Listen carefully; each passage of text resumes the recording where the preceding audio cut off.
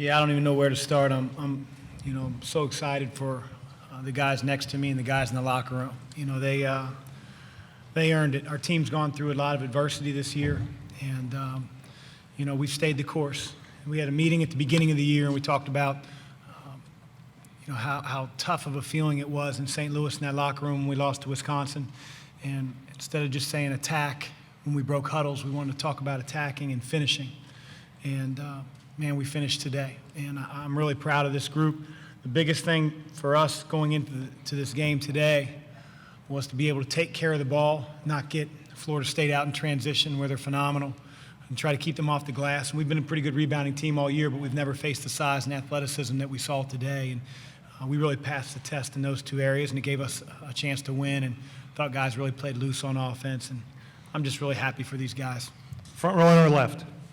Congratulations, guys. Trey, this was obviously the stage in the tournament last year where you guys went out. How much of a factor and how much were you guys thinking about the Wisconsin game and kind of using that as a motivational tool here?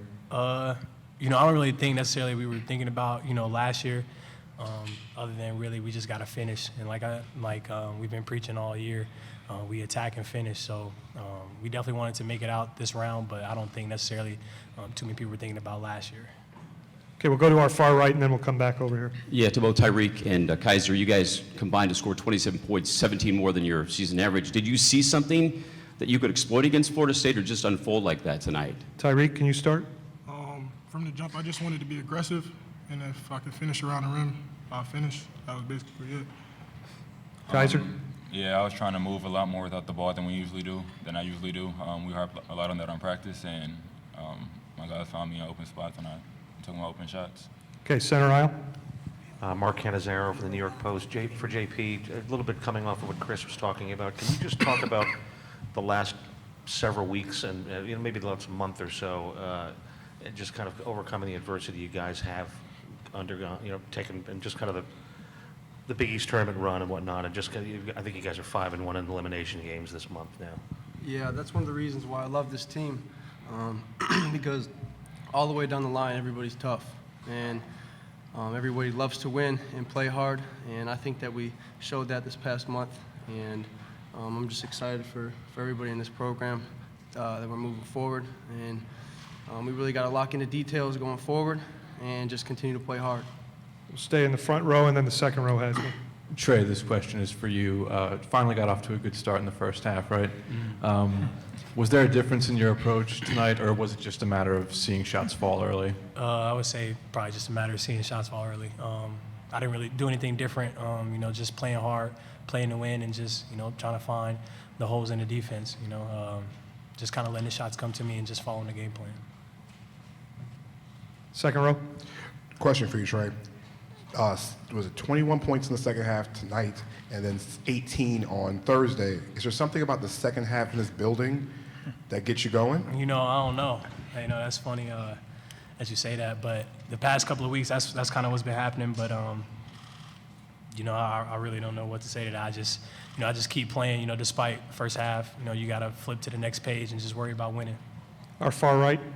At one point, you guys outscored their bench 21-2 for Trayvon and JP. How important is it for those guys to come off the bench and provide you that boost? That's the great thing about this team is we got a lot of guys that can play, and if somebody's not stepping up, another person is. Yeah, to piggyback off JP, we got everybody on the team, that's a playmaker. They come in and they affect the game in some type of way. So to be able to have, that type of depth coming off the bench, really now with the many players that we have, is kind of critical for us. I think we have one in the third row on our far right. For Coach Mack, what did Florida State do well? Obviously, you guys blew them out tonight, but they were third in the ACC tournament. They finished second in the regular season. Obviously, picked up a lot of big wins. But what did they do well as a team? What can you give them credit for? Well, I don't think they played very well, to be quite honest. I think we had a lot to do with that. I think our zones affected them. And, just watching them on tape over the last couple of days, what was very scary to me and our staff, and we tried to convey to our team, was their ability to get out in transition.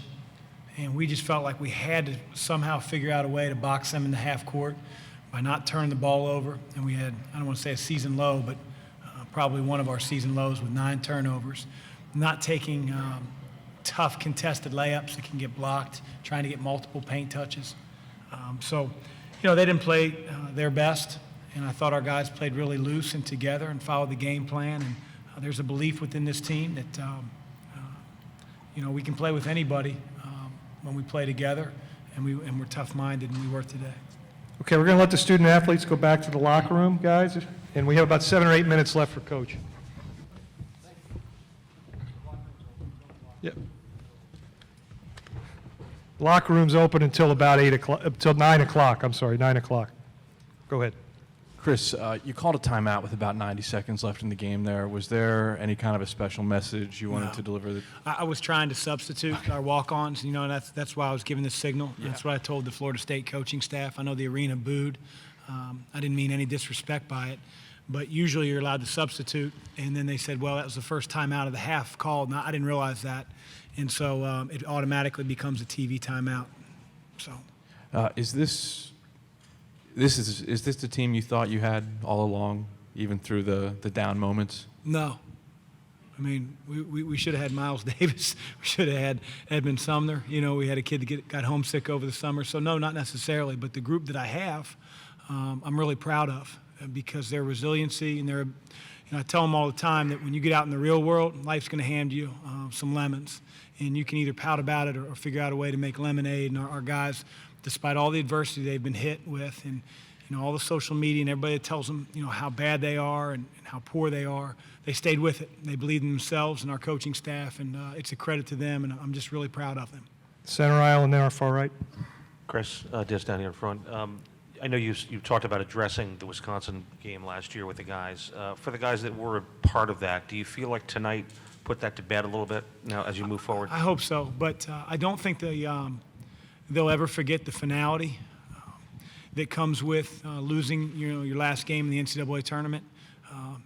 I've been in I've been in 17, I think, NCAA tournaments as a player, assistant coach, and head coach, maybe more. And it's a hard deal to take off that uniform for the last time or address your team for the last time. But that was the worst locker room that I'd ever been in. And we had a special year, and it ended quite suddenly. And I think our guys that were a part of that team really remember that. And I think there's some desperation that we play with because of that feeling. Our far right, and then we'll come back to the center aisle. Coach, just how pleased are you with your defense? That zone defense held them 4 of 21 from 3 and really negated their athleticism quite a bit. It was good against Florida State. It's not a panacea. It's not going to work every time we put it out there. But I thought it gave us the best shot to win, to try to be able to take the ball and make them stand rather than cut, get them going downhill. And so it was effective for us. We still have to get better in our man defense. We still have to get better in our zone defense. The further you go along in this tournament, the tougher teams you play. We have about 4 minutes left. I have 3 questions lined up here, and then we'll come over here and then over here. Coach, I know seeds right here down the middle. And I know seeds can be misleading sometimes. This is your 4th Sweet 16 with Xavier as a 6, as a 10, as a 6, as an 11 seed. Can it be easier sometimes when you have a team that can use being disrespected or underestimated as motivation? I don't think it's ever easier, because you're going to play tougher teams given their regular season outcomes. But, I think having a chip on your shoulder mentality usually helps in sports and competitive situations. So if it's working, count us as 11 seed. We're going to go over to our right, 3rd row. Coach, could you have expected this? And, what did you see from your players today that really surprised you? No, I couldn't have expected it. I joke with our staff, it's the first time I've put walk-ons in the game in about 3 months. So, no, I couldn't expect it. Again, Florida State is a terrific team. They did not play their best today. That was one of the most complete games we played, and I thought our guys gained confidence, especially early in the game, by not turning the ball over, which has really plagued us. Being able to handle their pressure and get some backdoors, I think, gave our kids confidence. Our far left, 2nd row. Chris, even under your best-case scenario, did you imagine holding FSU to 2 fast break points for 40 minutes? I feel like they had more than that. I don't necessarily buy into that. I know we turned the ball over and they got to the free throw line a few times.